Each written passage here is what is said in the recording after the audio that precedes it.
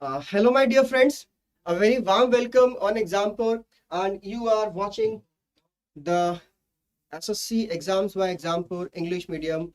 And today, myself, Divin Gambar, is going to discuss some of the most important economic terms for your exams. Okay, the terms which I'm going to discuss are very much asked in the exams, and this will really help you in your upcoming exams also. Okay, so these are the most important economic terms which are often seen in the newspapers or in the question papers of the exams. Okay, so you should be very much familiar with these kind of terms so that you can score well in your examination. I hope your Diwali is going very well. You are playing with crackers safely and cautiously, and in your family all are very safe. Okay, so today, start with the first question. The first question goes with that. DAS is a general term for extending financial support to a company or a country facing a potential bankruptcy threat. The question is asking about the question is asking about the financial support to a company who is facing a potential bankruptcy threat. Either this will be a company or it will be a country. Okay, so both the country and a company can face bankruptcy threat. And what is the general term for extending financial support for coping up with the this kind of situation? The first option here is outsourcing, the second option is fiscal discipline, and the third option is loan, and the fourth option is bailout. Kindly give me the correct option or the correct answer for this question. Okay, what is outsourcing? What is outsourcing? What is fiscal discipline? What is loan, and what is bailout? Okay, so here the correct option for this question is bailout. Bailout is a process in which a country or a government or a firm extend financial support to a company or a country which is facing a bankruptcy threat. Okay, so recently you have seen this term is very much popular in case of Pakistan. Okay, in case of Pakistan, and a severe financial emergency is seen in the country of Sri Lanka. Okay, in Sri Lanka. So this country is facing a serious financial emergency in recent times, and India India is the largest lender. India is the largest lender or highest lender, largest or highest lender for Sri Lanka.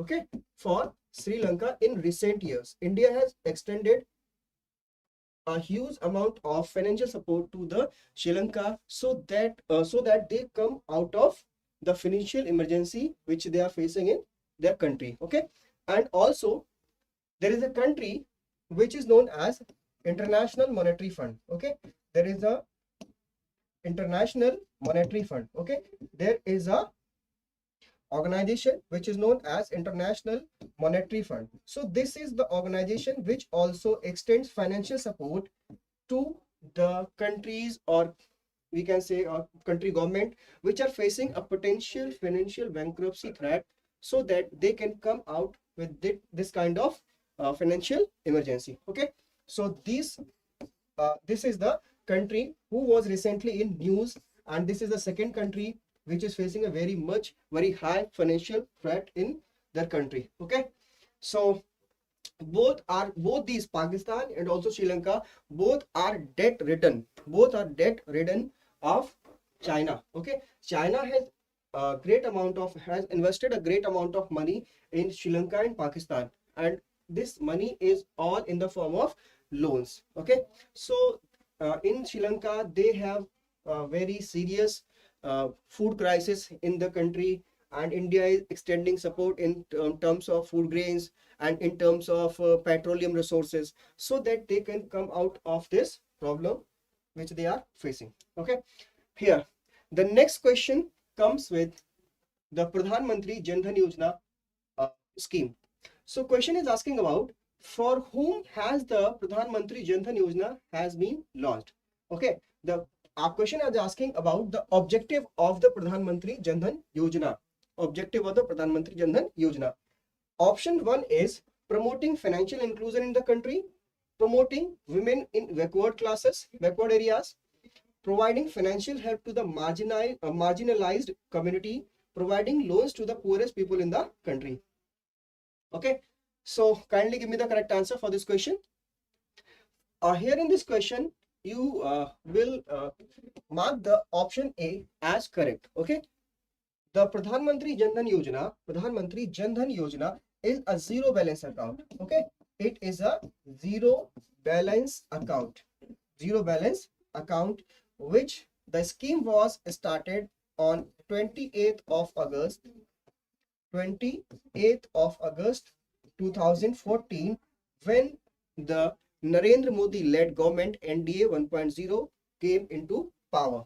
Okay, so you should remember the date on which date the scheme was announced, and it had made a world record in terms of account opening in a single day. Okay, so this is a scheme launched by the NDA 1 government, and it is a flagship program. Okay, it is a flagship program launched by the government of India in 2014, and this will serve the purpose of direct benefit transfer. Okay, this scheme, or the Pradhan Mantri Jan Dhan Yojana account, will serve the direct benefit transfer scheme. Under this direct benefit transfer scheme, the financial support is transferred directly to the beneficiary account. Okay, and there is not any form of leakage in this kind of process. Okay, earlier the financial support was extended through the ministries or offices, and there was a huge amount of leakage in this financial assistance. And now there are several schemes. Suppose that a scheme which is known as PM Kisan. Okay, PM Kisan is Pradhan Mantri Kisan Samman Nidhi. Okay, the government is extending financial support of rupees 6,000 annual. Okay, 6,000 rupees annual. 6,000 rupees annual support is given to the farmers. 6,000 rupees annual support is given to the farmers. Annual support to the farmers is given in 3 installment. Okay, in 3 installments. 3 installment of rupees 2,000 each. Okay, and the amount of one installment, or we can say the amount of 2,000 rupees, is directly credited to the account of the farmer, or we can say the beneficiary. Okay, so for the direct benefit transfer, there is a required mechanism. So that the leakage or seepage can be stopped. Okay, so you should remember that the term or the process which is used in direct benefit transfer is JAM. JAM stands for Jan Dhan. JAM stands for Jan Dhan, and Aadhaar, and mobile. So these three things are the main constituents of the direct benefit transfer scheme. The Jan Dhan account is the account in which your money will be credited directly to the beneficiary, and Aadhaar is required so that the duplicacy in the process can be stopped. Or the mobile is a very much important gadget in our life. Okay, so through the mobile, the customer or the beneficiary will get direct benefit. Okay, direct benefit through the mobile messages. Okay, what amount of money is credited to your account, and if somebody requires OTP, one time password, then it will be transferred, or it will be transferred to the mobile. Okay, so this is the scheme which is promoting financial inclusion in the country. Okay, financial inclusion in the country. Then the question arises, what is financial inclusion? What is financial inclusion? Okay, so I think we have a question regarding financial inclusion. Oh, okay. The question is not given here, so I will explain the concept of financial inclusion, what it includes, in the financial inclusion. The financial inclusion means that providing financial services at an affordable cost to the marginalized public of the country. Okay, first of all, you should remember that providing banking or financial services, ठीक है, providing financial services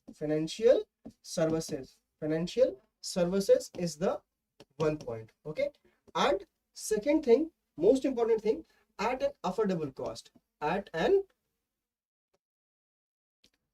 affordable cost. Okay, affordable cost, so that everyone can participate in this financial inclusion of the nation. Okay, to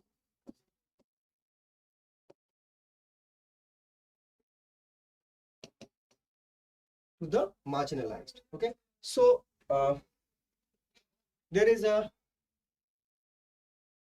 to make financial services available, accessible and affordable to all citizens in a safe and transparent manner, to support inclusive and resilient multi-stakeholder led growth. Okay, so basic financial services should be given to the customers or to the citizens of a country is known as financial inclusion. Okay, this will help in the skill development, this will help in the financial literacy, and this will help in the customer production and grievance redressal at a very fast pace. Effective coordination, this will help in effective coordination between the residents or the citizens of India and the government of India. So all these are the benefits of the financial inclusion. Okay, so you should remember the definition of the financial inclusion, what is the target of the financial inclusion. Now let's discuss the next question, and very important question. Which statement depicts the best definition of sustainable development? The question is asking about the definition of sustainable development. What is sustainable development? Kindly tell me the what meaning of the sustainable development. Okay, sustainable development, you have heard about the inclusive development. What is the term, what is the definition of sustainable development? Okay, it means opportunity, it means it means optimum utilization of natural resources, excessive use of natural resources without considering the need of the future generation. Present generation fulfills its needs while considers the need of future generation as well. None of the above. Hmm. So you should eliminate the second option, because the option is giving the definition as excessive use of natural resources. So this is totally wrong. So this is totally wrong. Excessive use of natural resources is not considered in sustainable development. Okay, so their option comes, the A option is explaining as it means optimum utilization of natural resources. Okay, this can be all right. Okay, optimum utilization of natural resources. But the third option is saying that present generation fulfills its needs. Okay, the present generation is fulfilling its need while considers the need of the future generation, Okay, so this is the sustainable development. What is sustainable development? We should use our resources, what we have got from our ancestors, and this is our responsibility to transfer these resources to our upcoming generation, so that they can also fulfill their needs in the upcoming years or upcoming time. Okay, so it is all about sustainable development. So next question is asking about which of the following do not form part of the 17 sustainable development goals. Okay, so there are 17 sustainable development goals which are decided by the United Nations, and these goals are to be achieved by 2030. Okay, so these sustainable development goals are to be achieved by 2030. So you should remember two things, that what is the deadline for achieving the sustainable development goals target? The answer will be 2030. And how much sustainable development goals are decided by the United Nations? Then the answer will be 17. Okay, the first option is saying that reduced inequalities, decent work and growth, combat malaria, HIV AIDS, sustainable cities and communities. So okay, so we will discuss the options later. First of all, discuss what are the 17 sustainable goals which are decided by the United Nations or Sustainable Development Program of the United Nations. So first, the first very most important sustainable development goals is no poverty. So there should be no poverty at any stage in any country. Every person has the capability to get the nutrition. They should get the proper livelihood support, and a they have a generous uh, living style or lifestyle, so that they can be developed in a more conscious way. Okay, there should be zero hunger, no hunger in the country as well. Okay, you should remember that the what is the number, or we can say the order of the sustainable development goals. The first goal is saying that there should be no poverty and there should be no zero hunger. Means that no person should be no person should sleep uh, hungry stomach in night. Every person in the world should get food for their life. Third one is good health and well-being. Okay, and it is talking about health. It is talking about the health. And the fourth option or the fourth goal is saying about the quality education. Okay, quality education. The first one is no poverty, zero hunger, good health, and fourth one is quality education. And the fifth is saying about the gender equality. Gender equality. There should be no partiality between men and women, boy and girl. Everyone should be treated equal because they are made equal by the God. Okay, so next one is clean water and sanitation. Okay, so for this movement, for this sustainable development goals, the government of India working day and night. Okay, they have Swachh Bharat mission, they'll have launched the Jal Jeevan mission, so that the clean water can be supplied 24 into 7 to all households by the by the tap water. Okay, and the target set by the government of India is 2024. 2024 is the target set by the government of India, by which every household will get the tap water supply at their house. And number 7 is affordable and clean energy.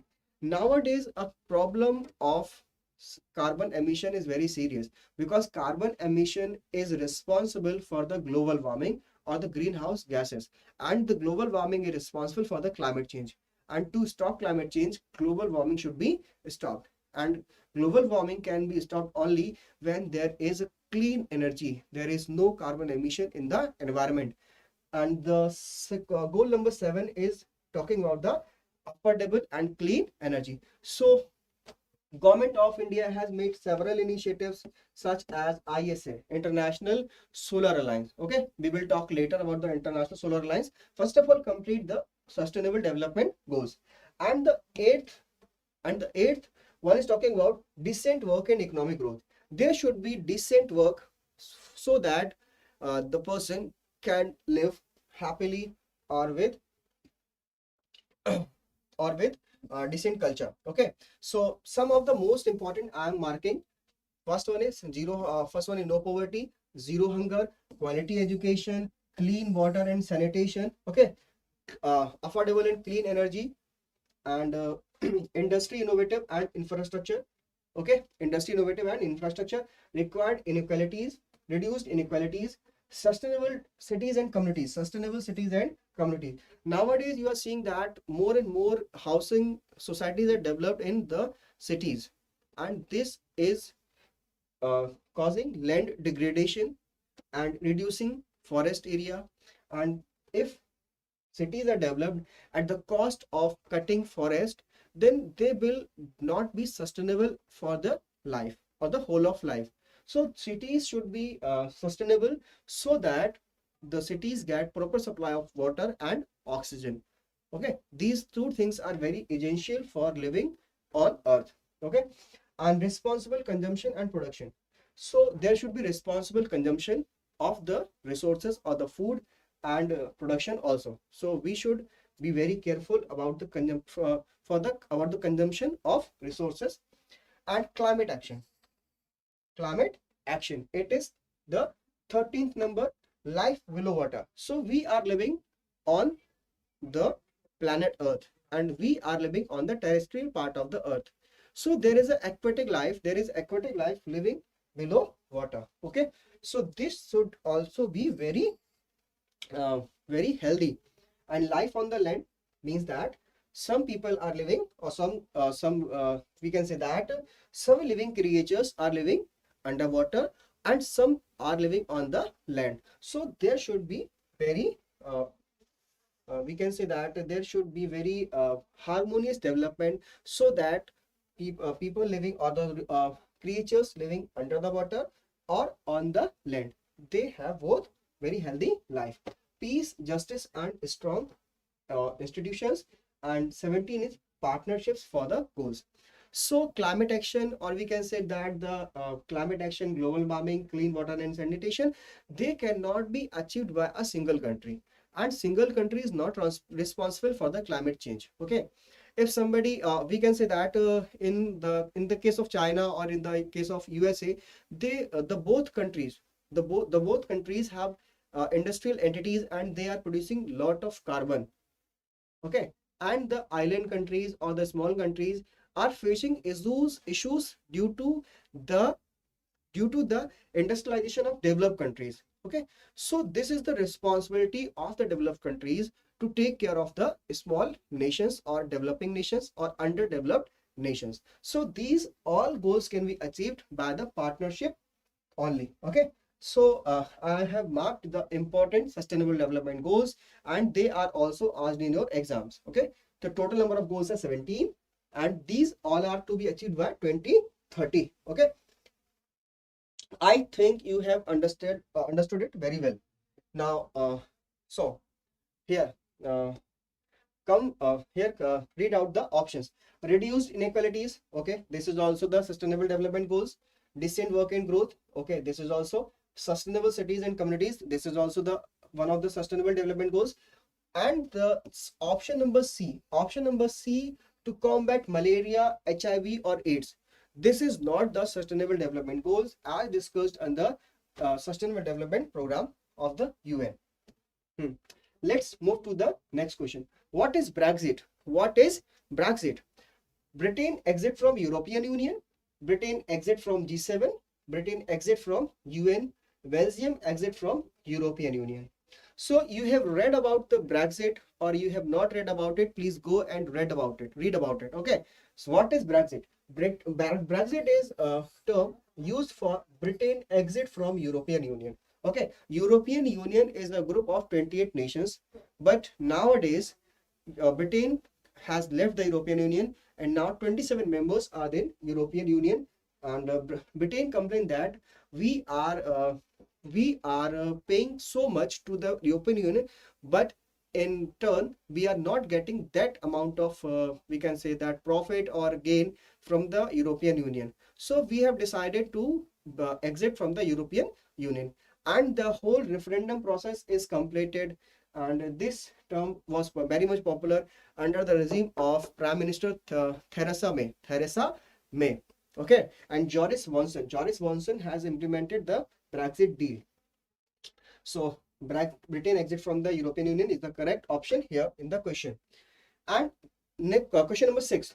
When governments undergo financial crisis because of debts and interest, they formulate stringent policies called as. Okay. So you have seen recently there are many countries such as Pakistan, and you can say that Sri Lanka, which are very much popular in recent times for not for the very good things. They are known for their bad things.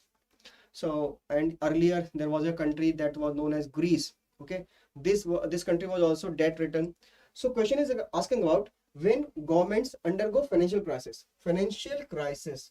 because of debts and interest. Okay, so what kind of policies they implement to cope up with this situation? Lockout, open door policy, austerity measures, or inclusive growth. Okay, what is lockout? Lockout means closing the industry or closing the industrial entity. It is lockout. Okay, we are not completely winding up the company or the organization. We have just temporarily closed the operations or the production of the company. It is known as lockout. What is open door policy? Open door policy is first of all implemented in our neighbor country China, and under this policy they have opened doors for the foreign companies to work in China or to start production in China, and they have gained a lot from the open door policy. And in India, the open door policy is implemented in 1991 under the LPG reforms, or we can say the economic reforms of the under the Prime Minister PV Narasimha Rao government. And when we say the inclusive growth means inclusion of all the members of the society so that they all grow holistically and harmoniously. Okay, so no one should be left behind. No one should be left behind, be it a Dalit, be it a backward class, be it is a marginalized class, or be it a very we can say that very flourishing family or flourishing citizen of India. So inclusive growth means inclusion of all in the growth path of a nation. And here the correct answer is austerity measures. Austerity measures. What are austerity measures? Austerity measures are the kind of policies or framework under which government stops the subsidies and reduce public expenditure. Okay, and they maintain they publish surplus budget so that they can reduce expenditure. They can reduce expenditure of the government, and this is the correct option for this question, austerity measures. Okay, here comes the next question. Question number 6. The terms BRICS is coined by. The term BRICS is coined by. Options are Esther Duflo, Avijit Banerjee, Jim O'Neill, or J.M. Keynes. Okay, who coined the term BRICS? Okay, here the correct answer is Jim O'Neill. Jim O'Neill. Jim O'Neill is the correct answer for this question. Let's discuss how this term came. How this term came. Avijit Banerjee was working in Goldman Sachs. Working in Goldman Sachs company. Okay, and this is an asset management company. Asset management company, they run the mutual funds. Okay, asset management companies run the mutual funds. In this type of mutual funds, very large amount of investors collect the or pool the funds, and the pooled fund is invested in the market. So Jim O'Neill coined the term BRIC. Okay, what is the meaning of the term BRIC? He said that in the upcoming years, the BRIC economies will be having we can say that will be having a fast pace growth in their economy. Okay, so these are the countries which are having which will be having a fast pace of economic growth. So if we invest in this country's economy, the the mutual funds or the funds of the investors will grow at a faster pace. So this is the whole concept while coining the term of the BRIC by Jim O'Neill. Okay, what you understand by BRIC? BRIC stands for Brazil. It stands for Brazil, Russia, and here comes India and China. Okay, so this term is known as BRIC. Okay, and later on in 2009, South Africa joined. Okay, South Africa joined, and by joining the South Africa, the term is known as BRICS. Okay, after joining of the South Africa, the term is coined as BRICS. So every year the BRICS presidency or BRICS meeting held in a country in a manner such that be Brazil, Russia, India, China, and South Africa. So this year the meeting was held in China. Okay, this year the meeting was held in China. Okay, and the next year the meeting will held in South Africa. So in this manner the BRICS presidency will go on. Okay, Let's move to the next question. Let's move to the next question. And Astha Duflo is the wife of Avijit Banerjee, and they both have won Nobel Prize in economics. They both have won Nobel Prize in economics. Nobel Prize in economics. Nobel Prize in economics. Okay, they both have won Nobel Prize in economics. Now let's move to the next question here. Question number 7. Dash refers to the funds earned on a black market on which income and other taxes are not paid. Okay, the question is asking about the dash earned from the black market. Okay, and on this money, taxes are not paid. What is known as dear money, black money, cheap money, hot money? So the correct answer for this question is black money. Okay, the correct answer for this question is black money. Then what is dear money? What is dear money? Dear money is a policy or a money in which interest rates are very high. Interest rates are very high. Interest rates are very high. Okay. So to borrow money from the banks, the customers have to pay a very huge amount of interest. So they feel that the money is becoming dearer and dearer. So they avoid to taking loans, and this is known as dear money. Then what is cheap money? When the interest rates in the market, when the interest rates in the market when the interest rates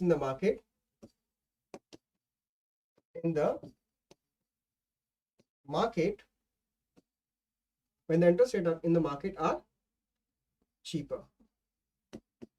Okay. Then what is hot money? What is hot money? Okay, this is a foreign money. This is a foreign money. This is a foreign money exiting from the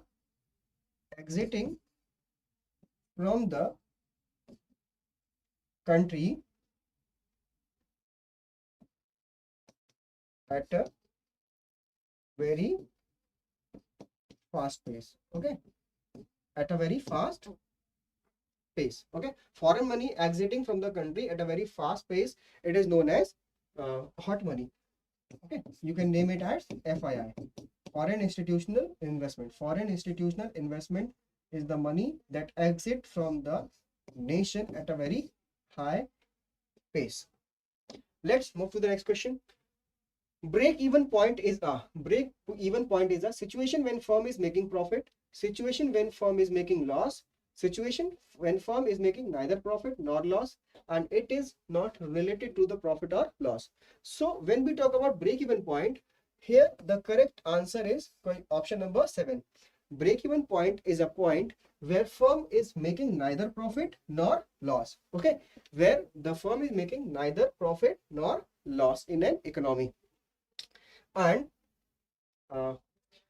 we can say that it is a point after attaining it, the firm become profitable or start earning profit. Because if the firm is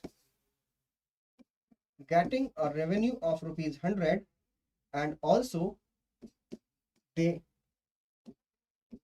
made expenses of 100 rupees, then the revenue or expenses both are equal.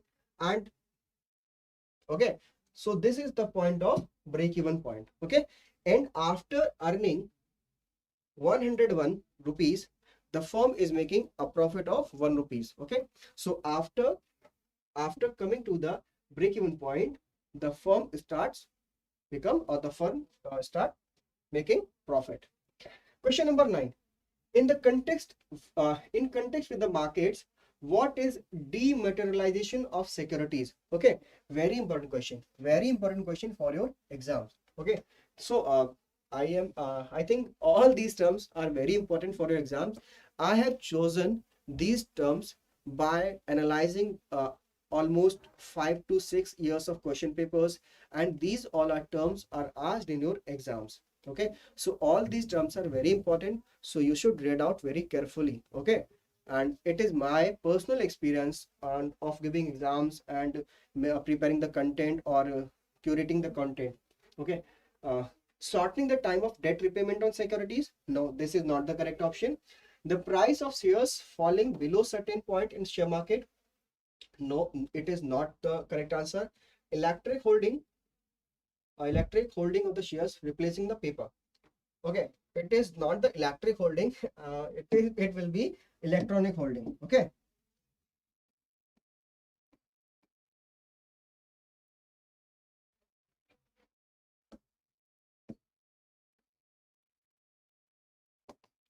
Electronic holding of the shares replacing the paper. So basically the process of dematerialization means that we are replacing the paper with electronic form. We are replacing the paper with electronic form. Okay, so demat. Okay, this is known as demat. Demat means process of converting the material in the electronic form. Okay, so you have seen the Google Drive, where you can store all the content of yours, or you can store the images in electronic form in your Google Drive. Okay, so no need to be worried about the loss or theft of this information or your loved one photos. So if we can say, if we discuss about the term, so you should also remember that there is an account.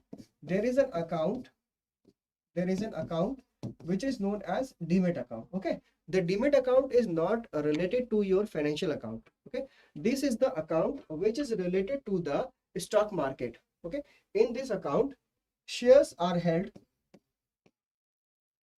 shares or securities, shares or securities, shares, or you can say securities are held in electronic form. Okay, securities or shares are held in electronic form, and it is opened at a stockbroker. Okay, through a stockbroker. Let's move to the next question. What is external commercial borrowing? What is external commercial borrowing? Borrowings of an Indian government, Indian corporations accessing foreign funds, Indian investments abroad, foreign investments in India. What is external commercial borrowing? The first one, the first word is external. Okay, this means that the concept is talking about some external sources or foreign sources and commercial borrowings. So it is damn clear that this external commercial borrowing is type of loan. Okay, so here the correct answer is Indian corporations accessing foreign funds. When the Indian corporations or Indian companies are allowed, or they use the mode of borrowing from external sources, or we can say the foreign corporations, this is known as external commercial borrowing. Under this external commercial borrowings, individuals are not allowed to borrow from outside India. Okay, you should remember that individuals or households are not allowed to take loans from outside India. Hmm. Let's move to the next question. Who regulates merchants banks in India? Okay, you have heard about the banks, and I'm talking about the merchant banks. You have heard banks very often, but I'm talking about the merchants bank. What is merchant bank? What is merchant bank? We will discuss later. RBI, Department of Finance, Bank Board Bureau, and SEBI. Let's discuss what is merchant banks. So investment bank and merchant banks are very popular. So you have seen that regular bank. Regular bank is a bank or is an institution where we can deposit our funds, and we can take loans from this bank institution, and we are allowed to withdraw our funds from the ATM, or we are allowed to internet banking. We are allowed to make payment through the checks or UPI, or we can say the RTGS or NEFT. So this is the basic function of a typical bank. When we talk about the merchant banks, they partake in international finance. Means that they participate in international finance. Focus on small scale companies. Clients include companies and high net worth individuals. They did not assist in mergers and acquisitions. Okay. Conduct trade finance activities. Focus on IPOs in large public and private share offerings. Clients include institution, investor, government, and corporations. Assist in mergers and acquisitions. So this is the information acquired from the Investopedia website. So basically the investment banks and merchant banks both are different. So here the question is asking about a typical merchant bank is controlled by which of the following organization. Okay. So in this question, the correct answer will be SEBI. The correct answer will be SEBI. So merchant banks are the banks which help in the stock market in India to their customers or their clients. So these will be controlled by the Stock Exchange Board of India. Sorry, Securities Exchange Board of India. Okay, question number 12. Excise duty is levied on which of the following? Very important question. You have heard about indirect taxes. You have heard about the GST. You have heard about the custom duty. You have heard about the excise duty. What is excise duty? Okay, and how it is different from the goods and services tax? Sale of goods, import of goods, export of goods, or you can say that production of goods. What will be the correct answer of this question? Okay, so the explanation of the excise duty goes with that this is the kind of tax which is levied on the manufacturing. Okay, this is the tax which is levied on the manufacturing by the companies. So the correct answer here will be production of goods. Okay, and in the sale and purchase of goods and services, the kind of tax which is levied is GST. The kind of tax which is levied is GST. And in the case of import and export of goods and services, in case of export and import of goods, here the tax which comes into effect is customs duty. Okay, customs duty, because all the trade is carried out at the ports, and here all the trade is registered in the books of accounts at the ports, and there is present custom forces. Okay, so that's why it is known as customs duty. Okay, I think all things are very clear to all of you. And question number 13 is saying that under the NEP 2020, the name of the Ministry of Human Resource Development has been changed. Okay, first option, Ministry of Education and Sports, Ministry of Human Development, Ministry of Education, Ministry of Educational Resources. Okay, so now the Ministry of Human Resource and Development is no more in our country. Okay, Ministry of Human Resource and Development is no more in our country. It is changed to Ministry of Education. It is changed to Ministry of Education. Okay, so the correct answer here is Ministry of Education. And who prepared the draft of the National Education Policy? You should remember very well who drafting. Okay, drafts person. Okay, then the answer will be K. Kasturi Rangan. K. Kasturi Rangan is the man behind the designing of the National Education Policy. He is the former ISRO chief. Okay, former ISRO chief. Okay, let's move to the next question. National Education Policy 2022 has been announced and has been implemented, and you have also seen that the state of Madhya Pradesh under the new education policy has launched the Hindi medium books of the medical. Earlier the medical education is only allowed in English medium, but now it has been a myth that or we can say that the policy or the myth that medical facilities or medical education can only be attained in English has been totally wrong. Okay, so there are some more important news, or we can say that some more important information you should remember. This national education policy aims to increase the public investment of 6% of the GDP at the earliest. Means that the target of the new education policy is that we should invest almost 6% of the GDP in education, or we can say that the investment in education or the skill development of our nation, of our citizens. Okay, Ministry of Human Resource and Development has been renamed as Ministry of Education, and right to education until class 12 under the age of 18 years. Okay, under this policy, the people are, or the, we can say, the children of our country have the right to education up to class 12, or you can say up to the age of 18 years. Okay, and this is the whole new academic structure of the new education policy. The whole policy is divided into 4, 3, 3 and 5. Okay, earlier there was a concept of 10 plus 2. Okay, 10 plus 2, 10 plus 2. So okay, so here class 9 to 12, 9 to 12 means that you will be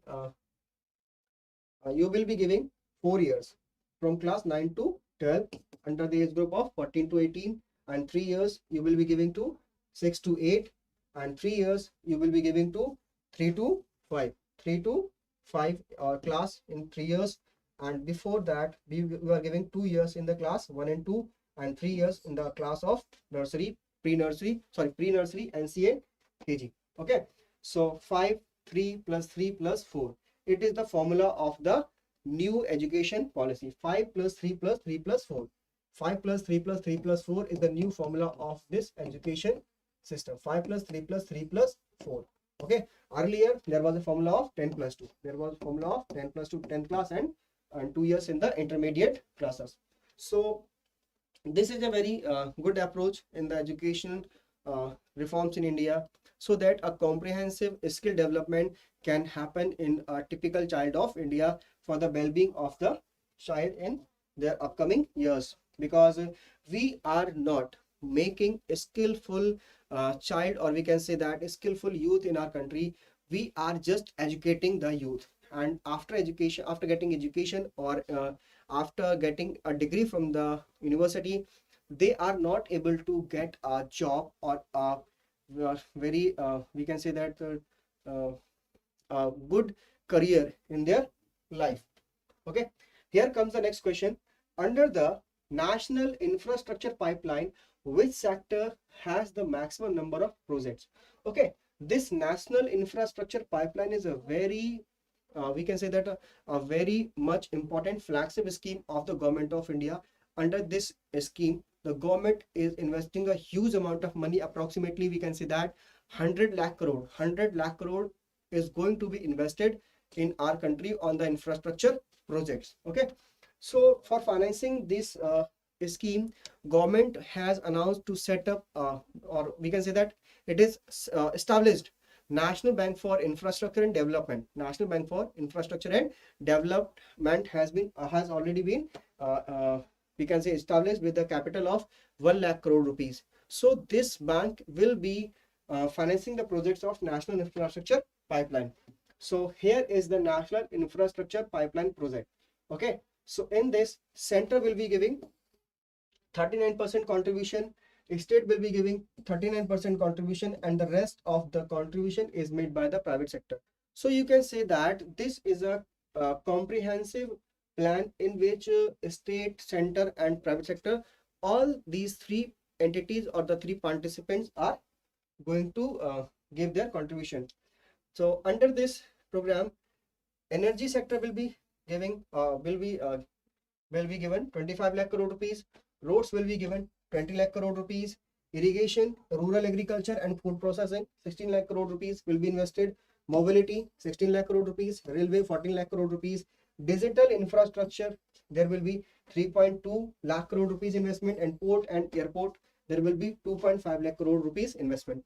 So by assessing the information, or with the, we can say, infographics, you can get the information in which sector or in which area the most investment is going to happen. So here the correct answer is option number D, in which energy sector is going to be very important sector for the development of the nation, because overall what is required for the development, that is only energy. Energy is the only requirement, so not on the only requirement, or we can say the major requirement for the development of a country, and it should be also be the clean energy, okay, with zero carbon emission. Now let's move to the next question, very next question from this slide or this slice. Which among the following is the nodal ministry for the FSSAI? Okay, the question is asking about the nodal ministry of FSSAI. What is FSSAI? FSSAI means that FSSAI means that food safety, food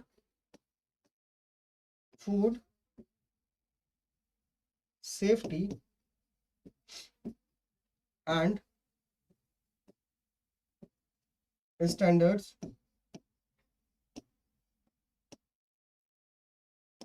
authority of India. Okay, so this is the full form of FSSAI. So all the food processing industry which are running in our country all get licenses through the FSSAI, and it is the nodal agency which give licenses to the food processing industries, and it set the standards or the parameters on which the food should be processed. Okay, so what will be the correct answer for this question? Ministry of Health and Family Welfare, Ministry of Commerce, Ministry of Agriculture, and Ministry of Environment, Forest and Climate Change. So kindly give me the correct answer for this question. What will be the nodal ministry? So it is the homework. It is the homework for you, and I will give the correct answer in the upcoming video for this question. So mark this question number 15, and comment in the comment box so that I can know what is the level of your preparation. Okay, now let's move to the next question. In which year the Negotiable Instrument Act came into being or came into force? Here the options are 1881, 1882, 1883, and 1884. So what is negotiable instruments? The definition of negotiable instruments is that any instrument which is transfers ownership without any legal documentation, and these may be your currency note. Because if you give a currency note to anybody, then the ownership of the note is transferred to that person, and note itself says, I promise to pay the bearer a sum of rupees 100, 200, 500, and 2000. Okay, the note itself says that I promise to pay the bearer. There is no legal or document required to we can say that to implement the transfer of ownership. Okay, so in this case, the Negotiable Instruments Act, there are three instruments are discussed. One is a promissory note,